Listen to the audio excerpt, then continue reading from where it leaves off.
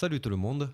Aujourd'hui, nous sommes le 25 mars 2024 et nous allons parler rapidement des attentats qui ont eu lieu à Moscou. Alors, la rhétorique officielle veut dire que les 4 mecs qui ont été vus commettre ces attentats appartiennent à l'État islamique et qu'ils ont fait ça pour le compte justement de l'ISIS, de l'État islamique. Mais je vais partager quelques réflexions autour de cet attentat avec vous. Déjà, on va essayer de se rappeler ce qui s'est passé.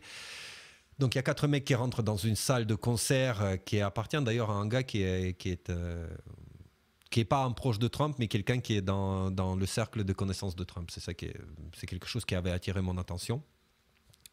Mais c'est pas le plus grave. Et c'est pas le plus important.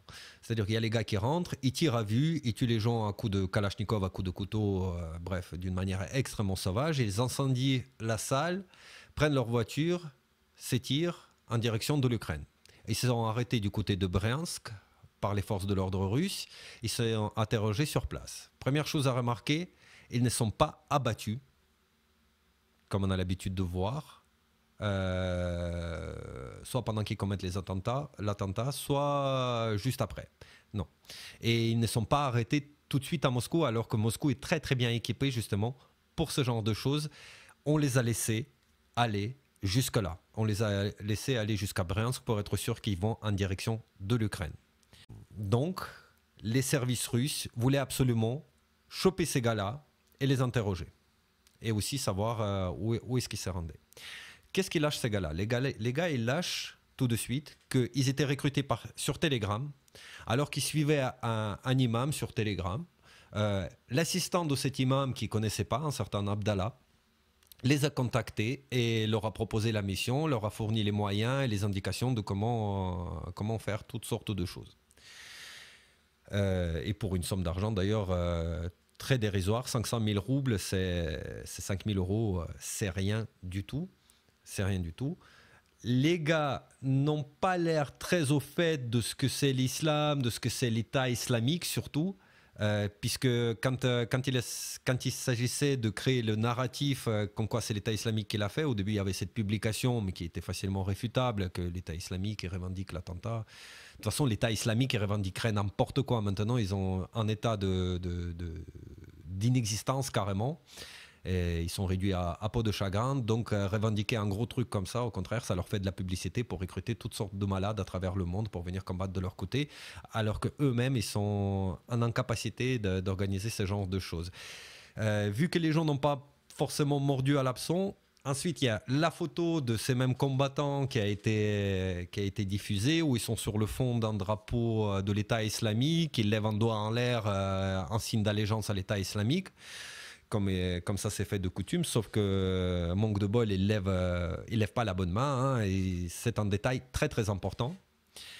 D'ailleurs, qui est tout aussi important que le détail, comme quoi ils ne sont pas morts en tant que martyrs. Parce que généralement, quand on fait ce genre d'attentat pour le compte de l'État islamique, on ne s'attend pas à recevoir une somme d'argent à la fin, etc. Non, on espère recevoir des vierges, je ne sais pas quoi, au paradis, et on meurt en martyr en ayant commis ce genre d'atrocité. Ça n'a pas été le cas, ce qui nous indique que les mecs ne sont pas du tout ni proches de l'islam, ni proches de l'État islamique. Par contre, le maniement des armes, ce qu'ils ont montré avec ça, ce n'est pas les gars qui sont étrangers au maniement des armes, puisqu'ils faisaient des choses d'une manière très, très déterminée et très professionnelle. Ils ont certainement un passif militaire. Et il y a même des rumeurs que je n'ai pas pu confirmer qui indiqueraient que certains d'entre eux ont déjà servi au sein des forces armées ukrainiennes. Mais mettez ça entre guillemets, il n'y a rien de moins sûr, c'est une rumeur. Donc je pense que en ce qui concerne l'État islamique, que ce soit eux ou pas, ça ne change rien, puisque c'est très important de s'en souvenir que l'État islamique a été créé par qui ? L'État islamique a été créé par qui ? L'État islamique a été créé sous administration Obama. On a vu des hauts responsables politiques américains aller rencontrer Abu Bakr al-Baghdadi. On a énormément de documentation que la CIA, le MI6 et la CIA ont été derrière la création des organisations comme l'État islamique, sans parler de tout ce qui les a précédés au préalable, sans parler de Ben Laden, Tout ça, tout ça. Donc même quand on parle de l'État islamique, on parle juste de la main armée de l'État profond américain et des services de l'État profond mondial et des services secrets qui en font une partie intégrante. Donc pour aller plus loin, nous allons nous intéresser aux intérêts que pourrait avoir telle ou telle partie dans cet attentat. On va commencer par Kiev, parce que le Kiev serait vraiment la partie qui serait toute première à être incriminée si ce n'est pas l'État islamique. Alors, Kiev, deux choses. Une chose positive et une chose négative. Une chose positive, ça pousserait, si jamais cette affaire marchait et qu'effectivement les Russes ils avaient cru à l'histoire de l'État islamique, etc., ça permettrait à ce que l'armée russe soit obligée de se diviser, aller faire la guerre à l'État islamique quelque part ailleurs, et du même coup affaiblir le front ukrainien alors qu'ils sont en position de force. Ça s'entend, ça se comprend, ça se lit. D'un autre côté, c'est quand même quelque chose de très dangereux parce que, par exemple, provoquer un attentat comme ça en Russie, ça provoque de la sympathie envers le peuple russe de la part des autres peuples du monde et des peuples occidentaux, et les opinions publiques, quand même, ça compte encore dans le monde. Et ce serait un très très mauvais calcul. Qui plus est, si la responsabilité de près ou de loin était avérée, ou il y avait des indications comme quoi l'Ukraine a organisé ça et le fils du président ukrainien était derrière ça, bah, c'est fini quoi. Pour Zelensky, c'est fini. Non seulement pour Zelensky, mais pour toute l'administration ukrainienne. La guerre est déjà finie. Ça, hop, fini, c'est emballé, vous pouvez jeter à la poubelle. Donc voilà, ça c'est pour la partie négative. Donc je ne pense pas que le fils du président ukrainien soit derrière, sauf s'ils sont complètement stupides, mais c'est tout à fait possible. Vu tout ce qui s'envoie dans le nez, on va savoir quel genre d'idées pouvaient leur passer par la tête. Ce qui n'exclut pas la responsabilité ou une part de responsabilité des services secrets ukrainiens qui peuvent eux-mêmes avoir leur propre agenda et vouloir se débarrasser de Zelensky. Mais bref, ça pareil, c'est des hypothèses. Deuxième acteur, Moscou.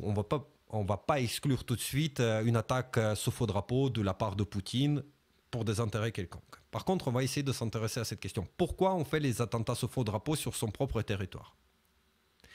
On le fait pour plusieurs choses. Premièrement, on le fait si jamais on veut intervenir quelque part, mais on n'a aucune légitimité de le faire, l'opinion publique ne soutient pas ça. Donc on crée un précédent, on dit l'ennemi est là-bas, un peu ce qui s'est passé avec le 11 septembre, et on envoie les troupes là-bas et on fait ce qu'ont fait les États-Unis par exemple avec l'Irak. Sauf que la Russie est déjà engagée dans un conflit contre l'Occident collectif qui fournit les armes, des renseignements, enfin tout ce qu'il faut à l'Ukraine. C'est pas évident, ils ont mobilisé quand même beaucoup d'hommes, les Russes, dans ces conflits. C'est une grosse affaire, donc s'ouvrir soi-même un second front, ce serait d'une bêtise politique impressionnante. Deuxième chose, on fait les attentats sur son propre... Enfin, les États peuvent faire des attentats sur son propre sol quand on a un problème de popularité, quand on a un problème de soutien, quand il s'agit de souder la population autour du pouvoir. Parce que la population a tendance, face à une menace invisible qui peut surgir à n'importe quel moment et prendre des villes et les attaquer dans leur chair, à se rapprocher de ceux qu'ils connaissent, même s'ils ne l'aiment pas. S'ils n'aiment pas leur pouvoir, mais qu'ils sont confrontés à un gros danger, ils vont se rapprocher du pouvoir. N'oublions pas la notoriété qu'a gagné le pouvoir français quand ils ont dit « nous sommes en guerre », alors que bon, c'était une histoire d'un virus. Donc on ne va pas s'arrêter là-dessus. Et je ne vois pas l'intérêt de Poutine de faire ça. Il vient de remporter des élections à plus de 87% de vote pour lui. Et avec 75% de population, là, même s'il y a de la fraude, on ne peut pas nier que la population russe soutient Vladimir Poutine. Elle soutient Vladimir Poutine. Pas toute la population, mais la majorité soutient, ils lui font confiance. Et d'ailleurs, il représente toujours une forme de compromis en Russie, vu que c'est toujours un homme du centre. Voilà. Sur l'échiquier politique russe, il est situé au centre. Donc, je ne vois pas d'intérêt de faire ça pour la Russie. J'ai essayé de réfléchir, j'en vois pas d'autre. Pour l'Occident, globalement, on va dire l'Occident, la CIA, le MI6 et le Mossad aussi, parce qu'il faut considérer l'Israël comme un pays occidental.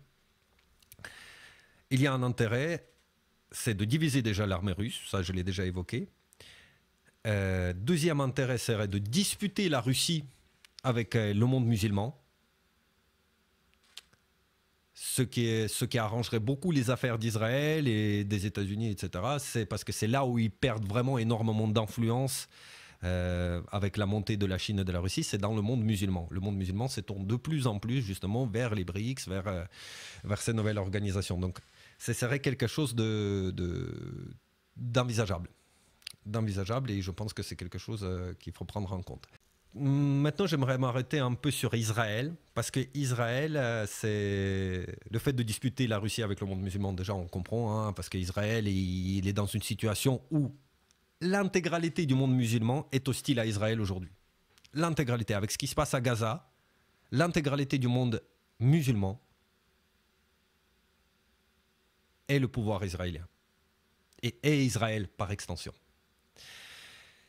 Mais c'est pas ça le plus grave. Le plus grave, c'est que le pouvoir israélien, il a montré qu'il n'était pas un acteur rationnel. Le Likoud, avec ses émanations de Netanyahou et compagnie, ils ont déjà parlé, depuis qu'il y a eu le 7 octobre, hein, et les événements de 7 octobre, ils ont parlé d'accomplir des prophéties d'Isaïe. We shall realize the prophecy of Isaiah. Enfin, ils ont dit des trucs de malade.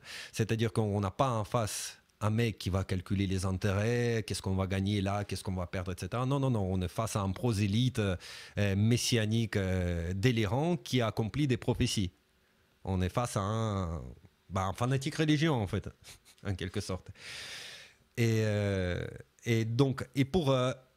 si on va plus loin dans cette logique, dans l'accomplissement des prophéties d'Israël, s'ils sont vraiment dans ces délires, Israël, le grand Israël est censé advenir, le Messie le Messie